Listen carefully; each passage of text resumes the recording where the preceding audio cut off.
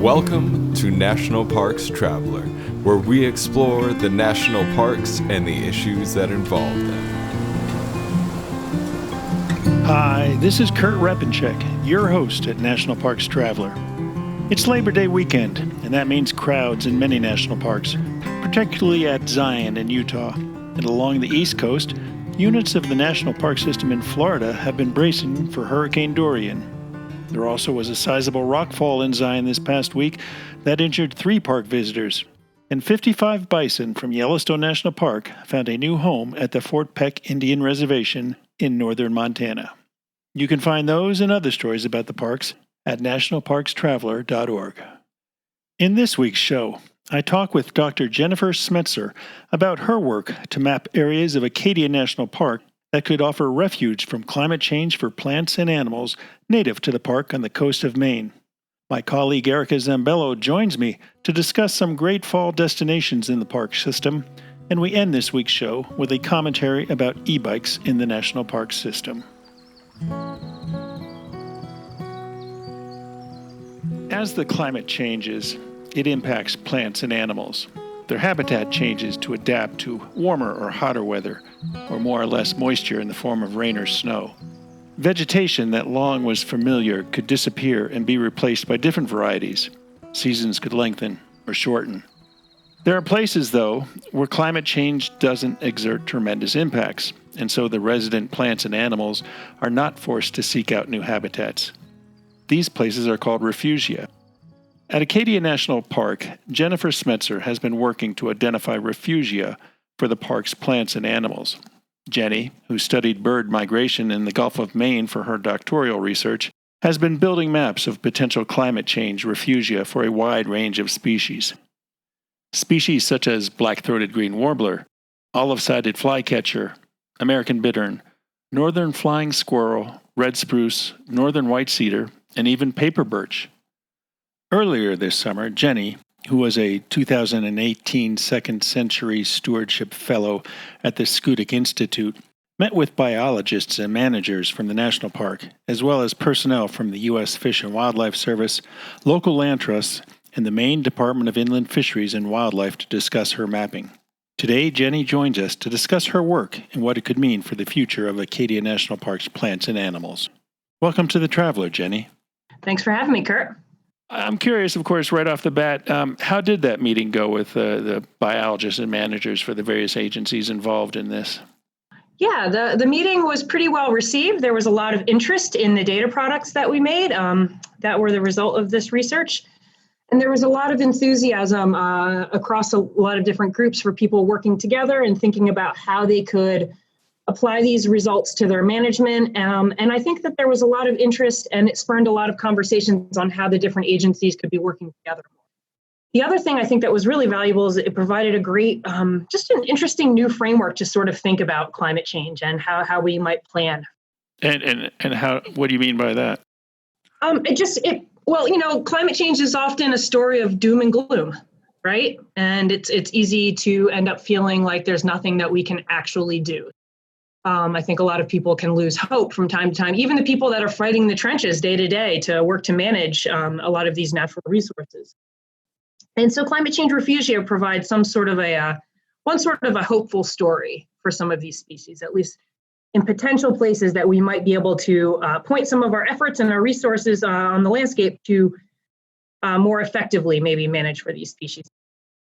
Now, this might be a question out of your purview, but I know, with the Park Service, when they go about managing their landscape and the wildlife and whatnot, sometimes they have to go through a regulatory process to accomplish new management plans. Do you get a sense that that will have to be necessary at Acadia if they adopt your mapping and what it suggests in terms of protecting these refugia?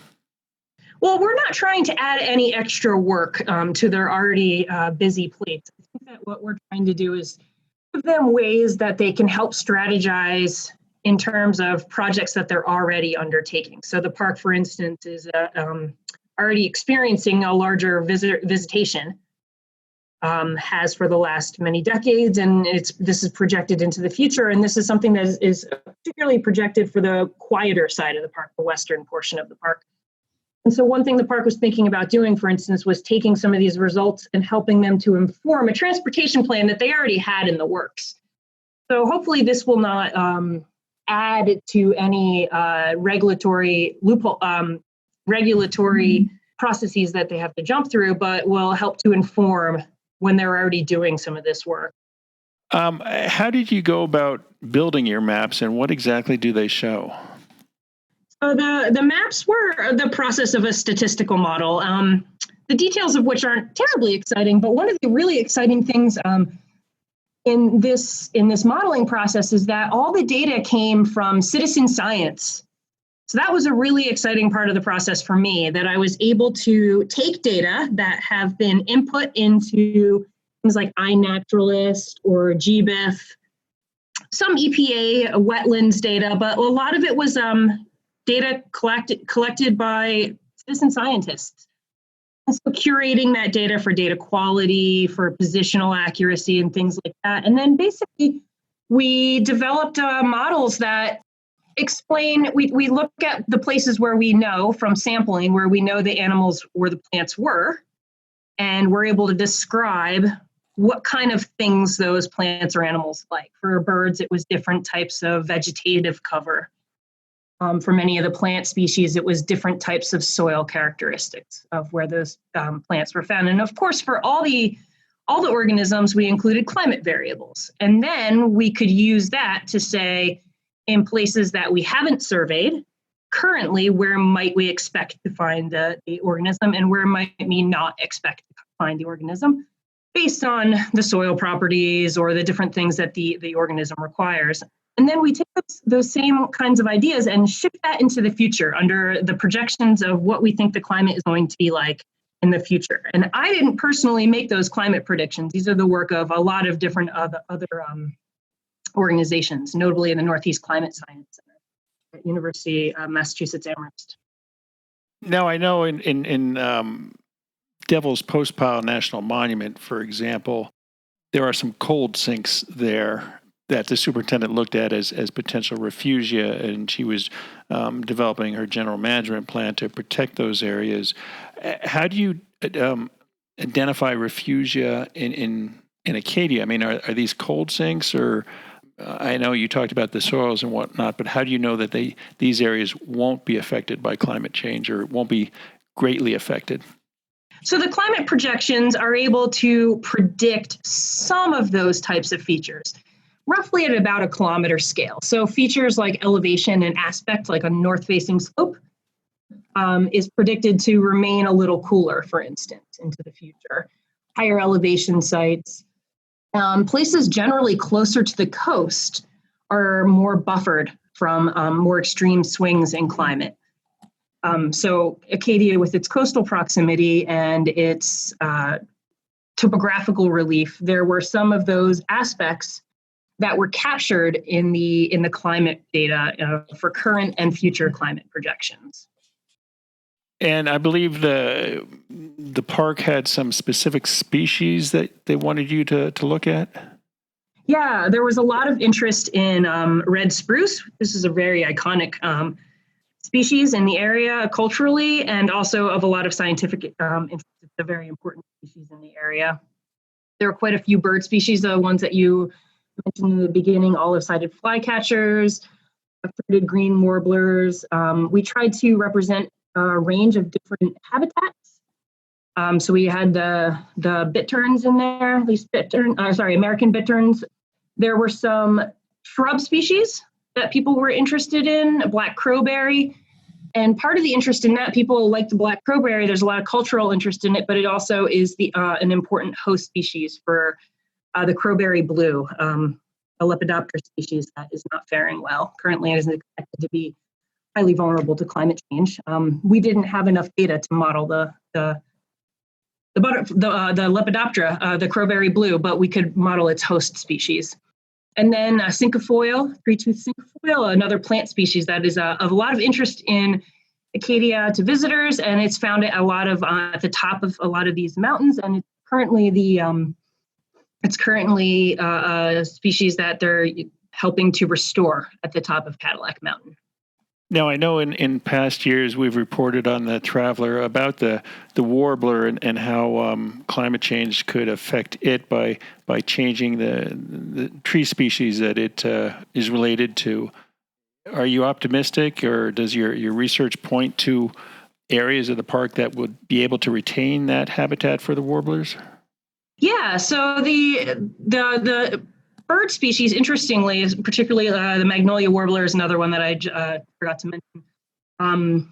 Flycatcher that we looked at, the black-throated green warbler, they fared a lot better than some of the other species under climate change, at least under a more moderate climate future in terms of there's some political action to slow and halt climate change to some degree.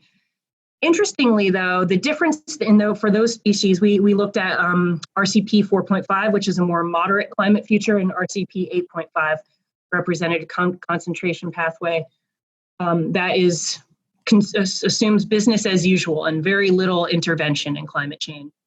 And they fared, there was a lot bigger difference for many of the bird species. So that really highlights the importance of policy and action in terms of taking care of climate change for some of these species, whereas some of the shrub species fared poorly under both climate futures.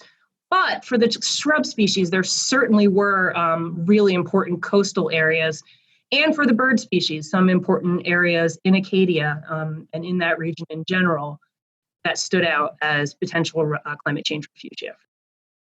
We've been talking today with Dr. Jennifer Smetzer. She's been working on a project at Acadia National Park to map out potential refugia for a wide range of plant and animal species in the park.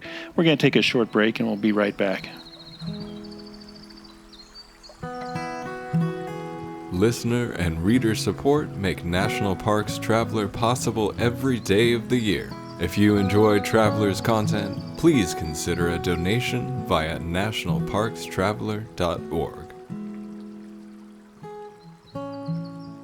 The Grand Teton National Park Foundation is a private, nonprofit organization that supports projects that protect and enhance Grand Teton National Park's cultural, historic, and natural resources. By funding initiatives that go beyond what the National Park Service could accomplish on its own, Foundation donors improve the visitor experience and provide benefits to the National Park System for decades to come. See their successes at www.gtnpf.org.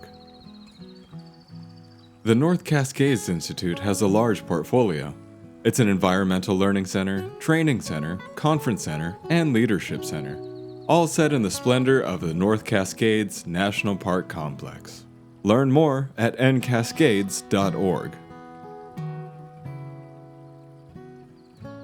We're back with Dr. Jennifer Smetzer, who has been drawing up some maps for Acadia National Park that pinpoint areas of the park that could serve as refugia for a wide range of plant and animal species from impacts of climate change.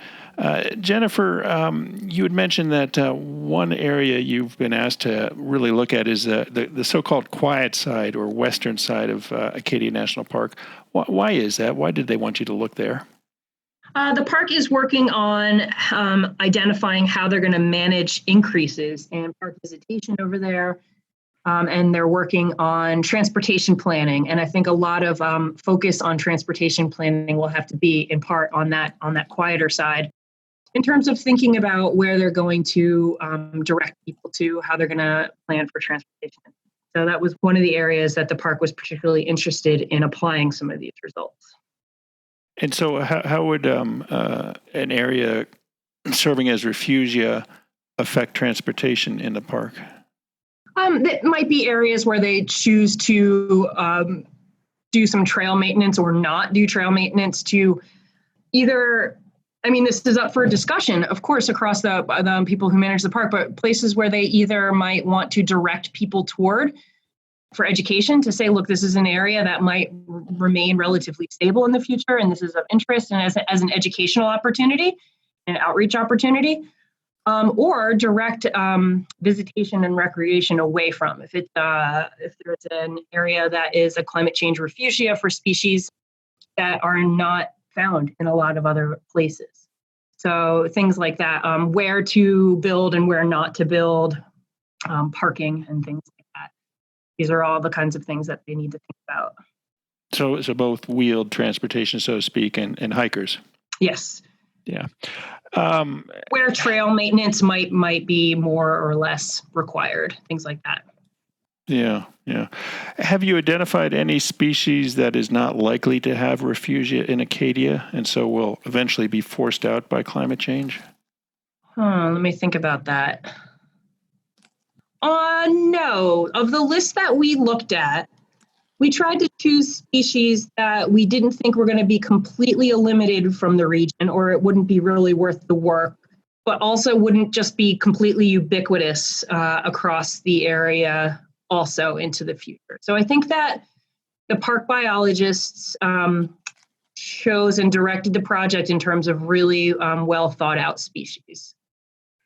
There was one species that they were interested in having me look at, Bicknell's thrush, which isn't really found regularly at all in the park right now and won't be in the future. But we projected these results throughout all of Maine. So they have some species that they were interested in looking at throughout the larger landscape of Maine.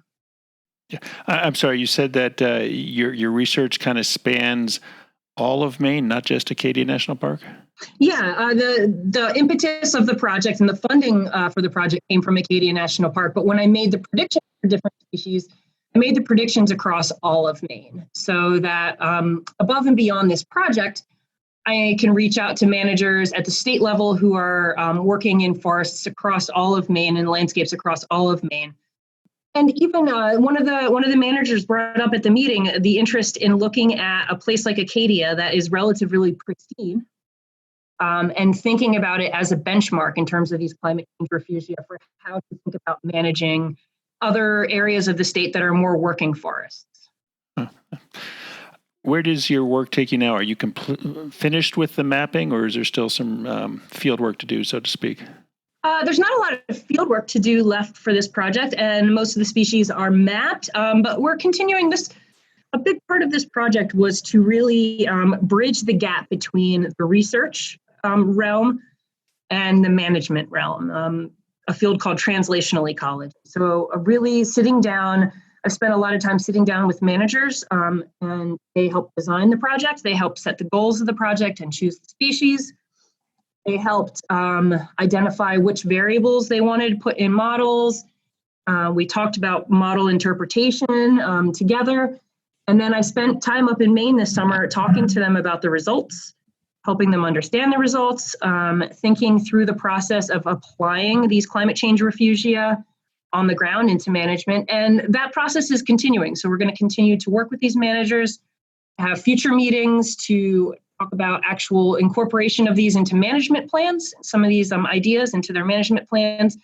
There's a lot of interest in using these results to help improve and guide where monitoring is going to occur, where citizen science projects might occur. And so I'm going to continue to work with the park staff and other people in Maine, other managers in Maine, to implement some of these concepts and some of these landscape scale predictions in terms of refugia into their management plans.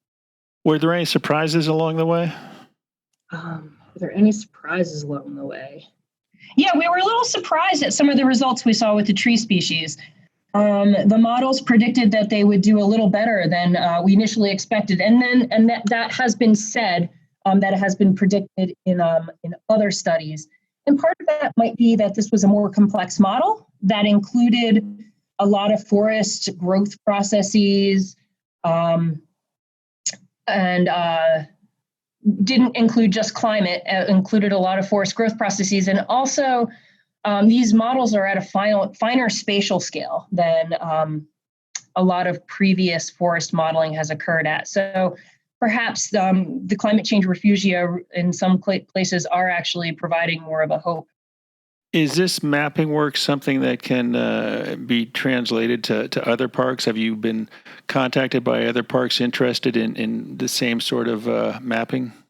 Absolutely. And I should have mentioned this as one of the next steps for this project. Not specifically this project, but this is really a pilot for doing the same kind of work in all the other national parks. So Dr. Tony Lynn Morelli at the Northeast Climate Science Center is heading up a project to do very similar work across all of the Northeastern region National Park Service units. So that's really exciting. So we've gotten some great results and some great feedback from this project so far. So work is going forward to do similar sort of work across all those park units, and to also think about in that project how movement might occur between some of those park units, given that species may blink out of some park units and expand into other park units. We've been talking today with Dr. Jennifer Smetzer, who has been drawing up some maps for Refugia for plants and animals in Acadia National Park.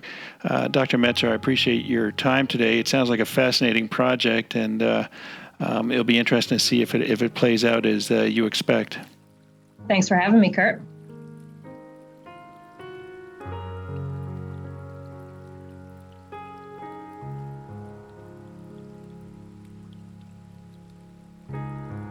Acadia National Park is one of the 10 most popular national parks in the United States. It is also one of the smallest and most vulnerable. That's why Friends of Acadia exists. Friends of Acadia is an independent organization of passionate people inspiring those who love this magnificent park to make a real and lasting difference for Acadia. You can make a difference at friendsofacadia.org. Washington State is graced with 3 spectacular national parks, each different and special in their own unique ways. As the official nonprofit partner and the only philanthropic organization dedicated exclusively to supporting these parks through charitable contributions, Washington's National Park Fund has a mission to deepen the public's love for, understanding of, and experiences in Mount Rainier, North Cascades, and Olympic National Parks. Share your passion for these parks at WNPF.org.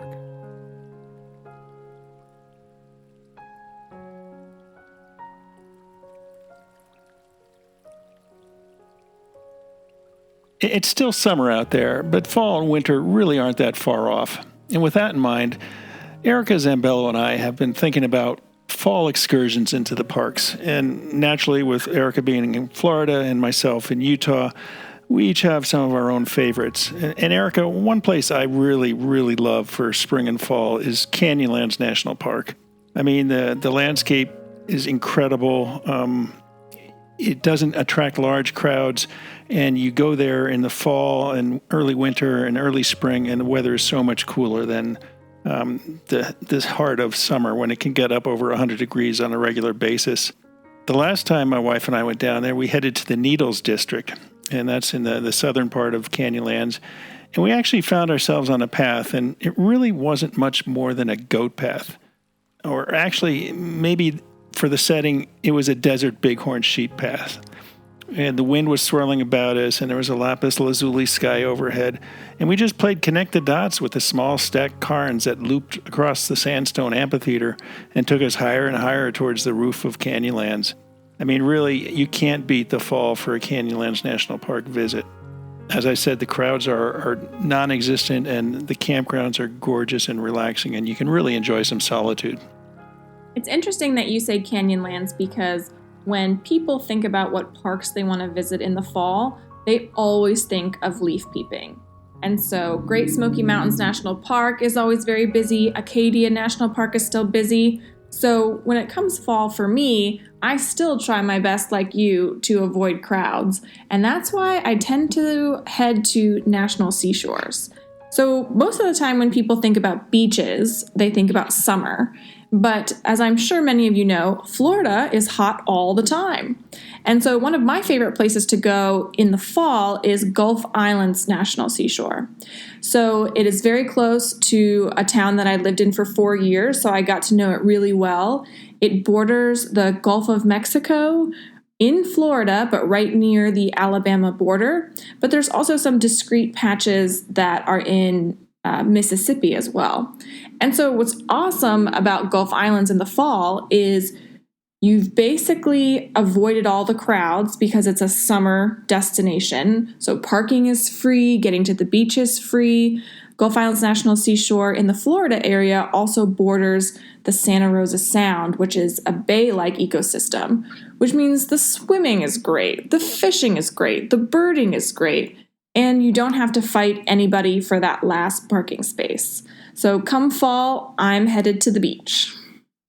You're absolutely right. There is such an annual pull to head to the leaf peeping parts of the national park system, and they can be fabulous. But as the seasons stretch out, the shoulder seasons stretch out, they can also be ridiculously crowded.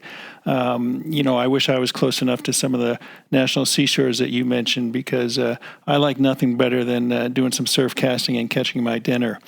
Here in the Intermountain region, there are some great sleeper parks. People will go to Grand Teton, they'll go to Yosemite, they'll go to Glacier, and they'll often find themselves standing in line or in parking jams. A great option is Theodore Roosevelt National Park up in North Dakota.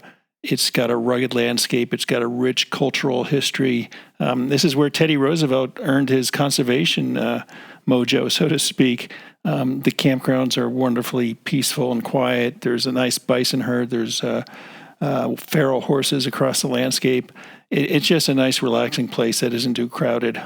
Another park that I would recommend is Great Sand Dunes National Park and Preserve in Colorado. Again, it's kind of off the beaten path, and people might go there during the summertime to relax and enjoy the sand dunes and the mountains there. But head there in the fall time, and you can just have a spectacular experience with peacefulness and solitude, and you still get a lot of the aspen color and the wildlife there.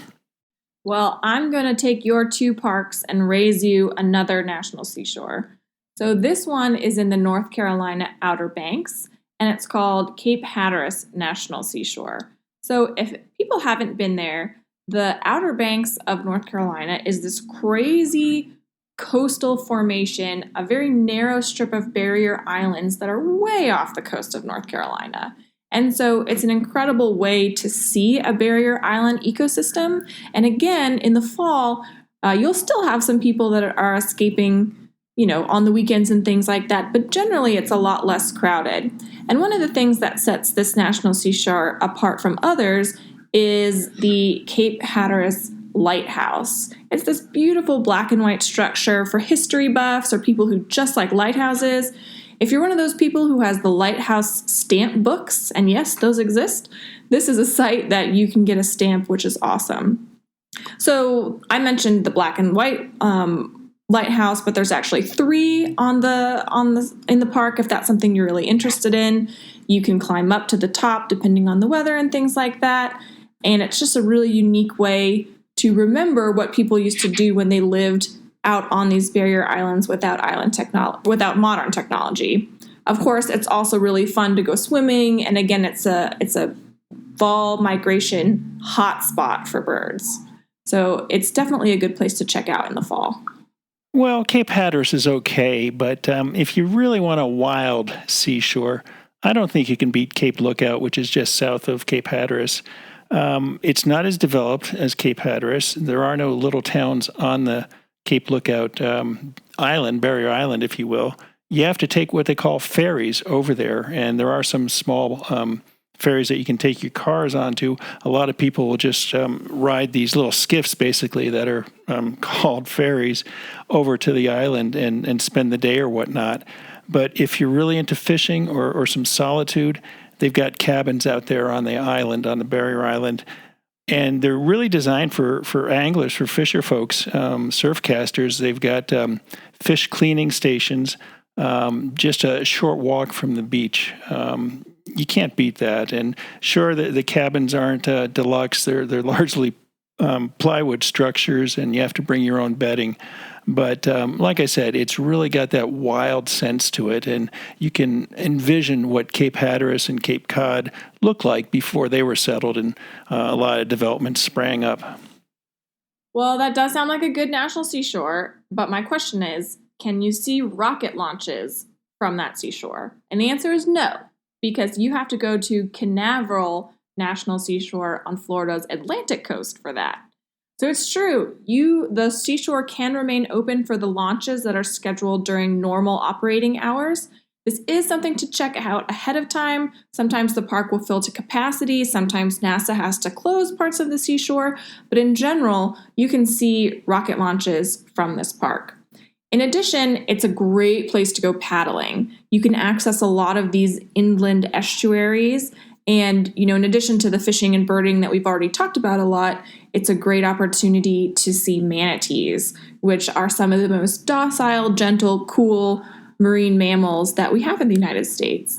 And so after you're done, paddling, looking for a manatee, swimming, you can check out the rocket launch and really have a unique Florida experience. Now, you had to mention paddling, which if anybody knows me, they know that I am a hardcore paddler. I've been paddling for years. I was a raft guide on the New River back in college, way before the New River was a national river.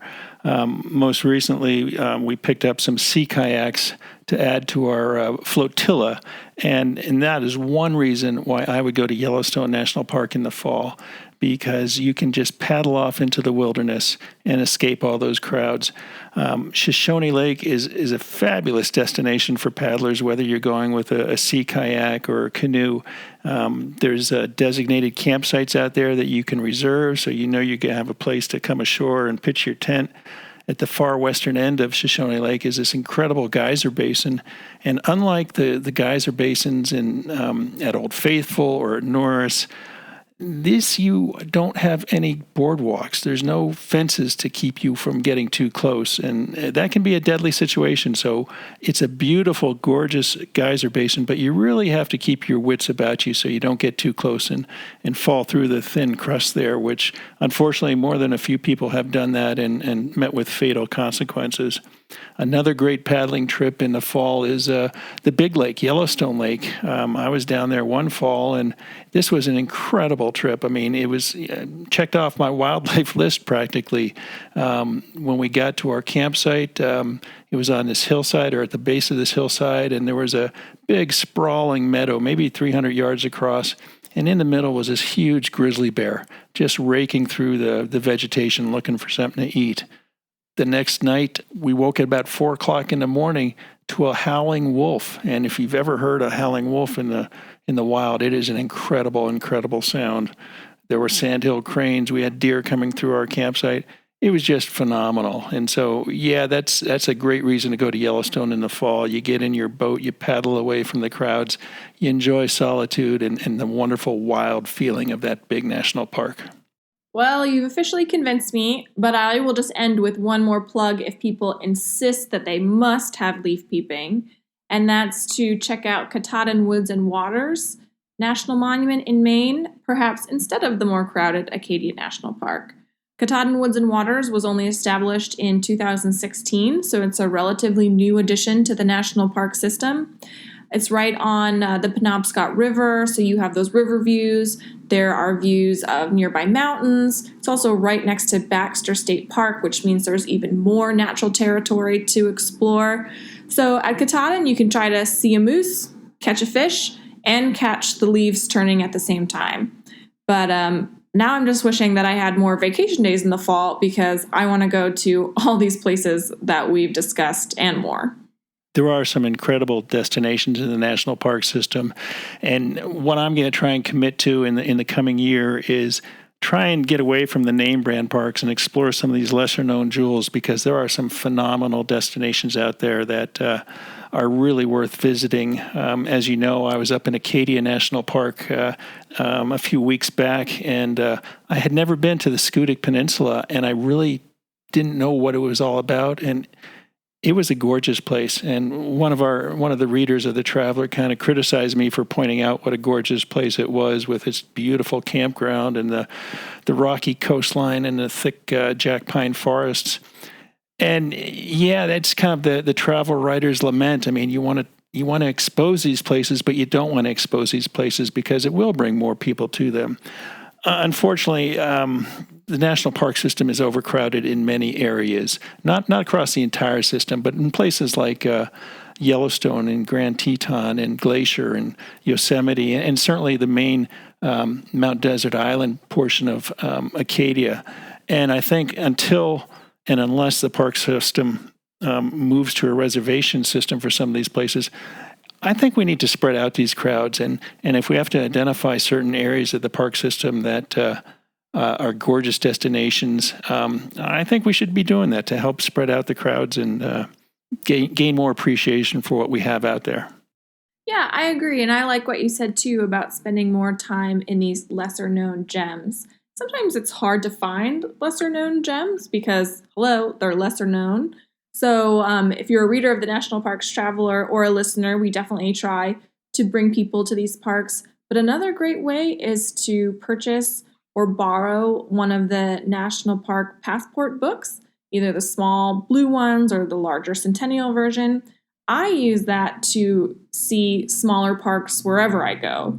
And I found these parks that I never would have known about in North Carolina, these different battlefields. Or in the middle of Minneapolis, there's this ancient lock system, which has national park staff right there that can answer all your questions. So if you're looking for an easy way to see some new national parks, I highly recommend the National Park Passport books. Plus, it's honestly just fun to get the little stamps. It delights the child inside of us all. The stamps are definitely cool. I must admit, one of my hobbies is to collect those hiking staff medallions. I must have 20 or 30 of those small medallions, and I've been on the lookout for a hiking staff to attach them to.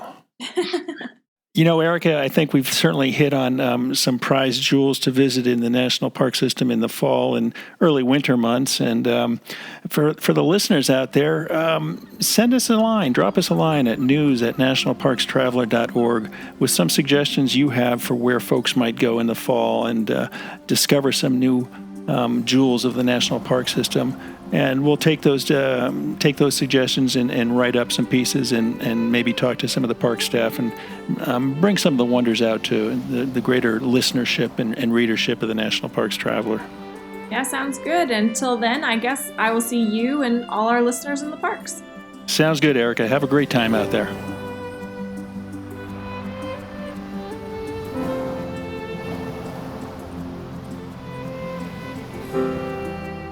The Blue Ridge Parkway Foundation is the primary nonprofit fundraising partner for the Blue Ridge Parkway.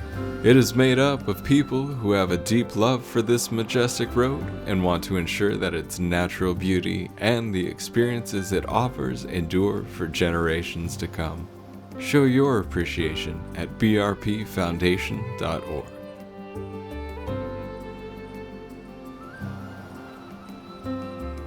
Dry Tortugas National Park, 70 miles from Key West, just very well might be the most remote national park in the lower 48. But when you arrive, you're surrounded by crystalline waters for snorkeling, kayaking, and relaxing on pristine beaches. There are sunken wrecks to explore, coral reefs swarming with colorful marine life, and history in the brick walls of a Civil War-era fort. The Yankee Freedom 3, departing from Key West, can get you there in a little more than 2 hours. Visit them at drytortugas.com.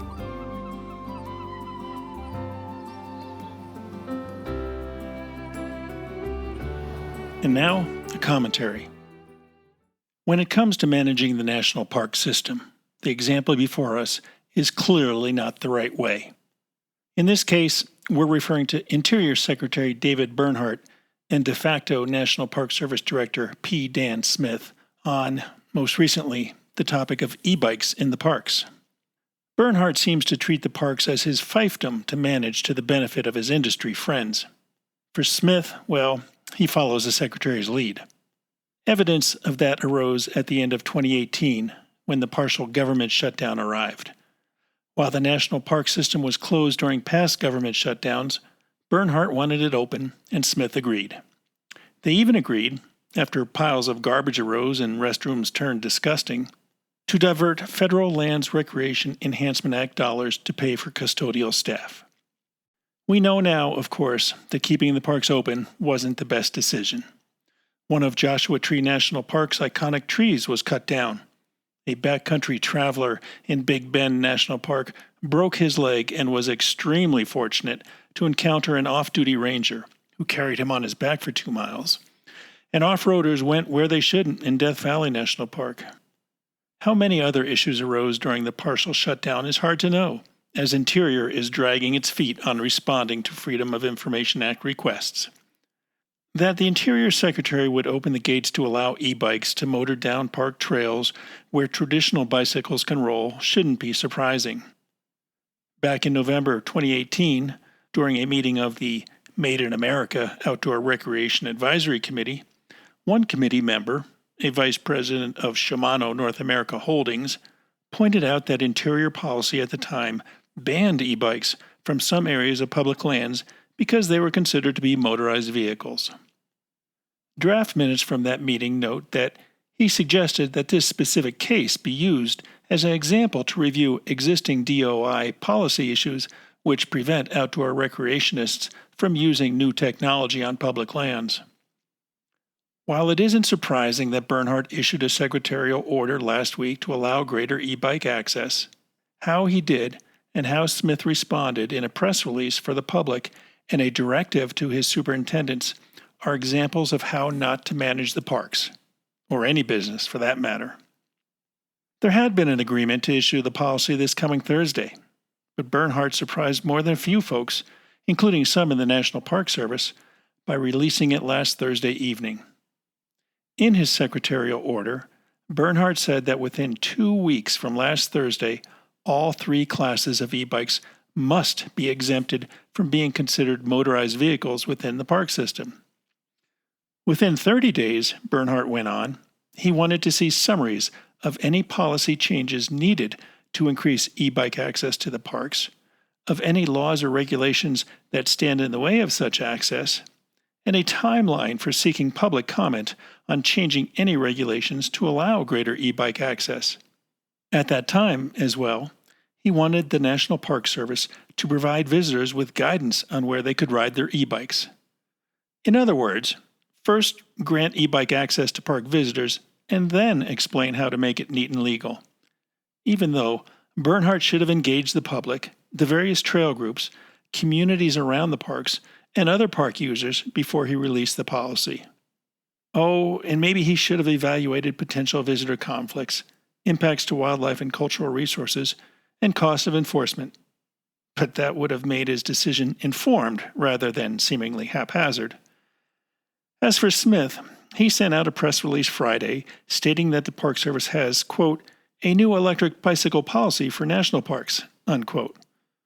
Never mind that under 36 Code of Federal Regulations, Section 1.5, the Park Service needs to go through rulemaking steps before it can adopt such a policy.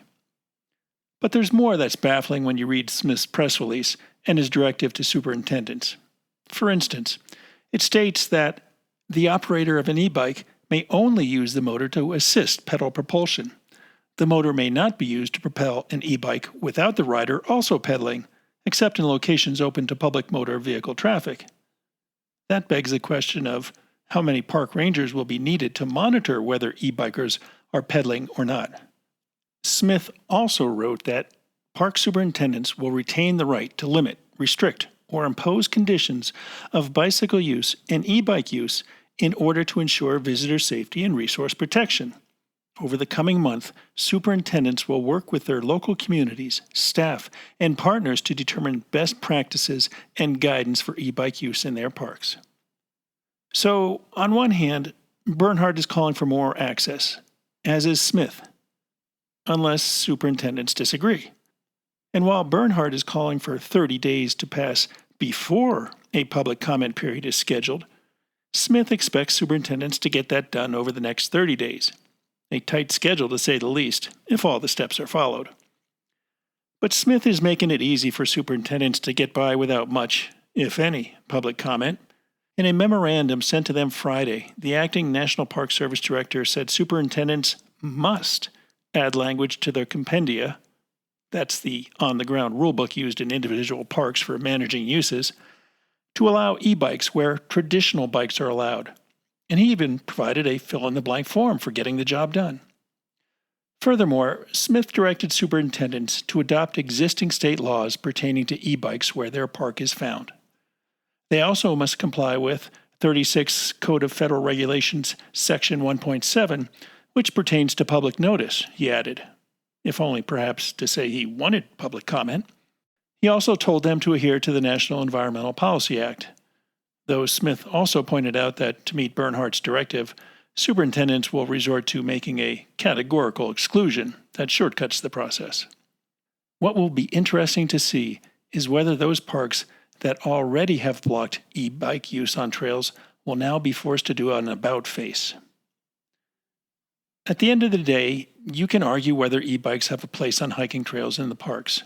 But if you want to go through the rulemaking channels established under the Code of Federal Regulations and be circumspect with your decision-making, the approach Bernhardt and Smith took is not the handbook to follow. The end result is not only a poor, disjointed example of how to manage America's best idea, but it does a disservice to all recreational users of the parks, including e-bikers. Instead of having a well-thought-out policy for recreation, this just muddies the waters, poses a threat to resources and other park users, and could wind up in court.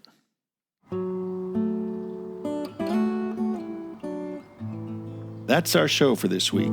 We hope you enjoyed it. You can send comments and suggestions for future episodes to news@nationalparkstraveler.org. And to catch up on the latest national park news, check us out at nationalparkstraveler.org. For The Traveler, this is Kurt Repenchek. See you in the parks.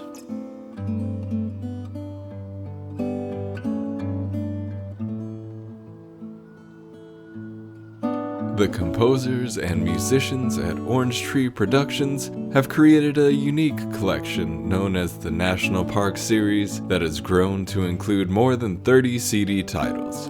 Composed against the backdrop of a park's sounds of nature, these musical scores will connect you with these beautiful places and take you there, at least in your mind. This collection is the #1 selling national park audio series in the world and provides the background music for National Parks Travelers podcast. Visit them at orangetreeproductions.com. National Parks Traveler is a 501c3 nonprofit media organization that provides daily editorial coverage of national parks and protected areas. Traveler's coverage is made possible by reader and listener donations. Visit us at nationalparkstraveler.org.